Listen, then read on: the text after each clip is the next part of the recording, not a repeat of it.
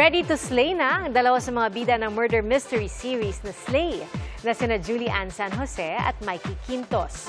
Ang GMA View collab na yan, mapapanood na sa GMA Prime simula sa Lunes.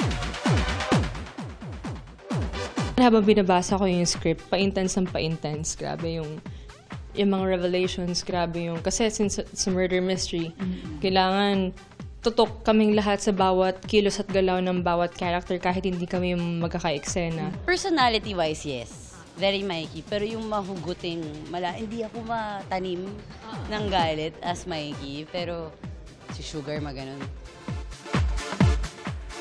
Busy man sa trabaho, sinisiguro ni Julie Ann na maglaan ng oras para makapag-workout.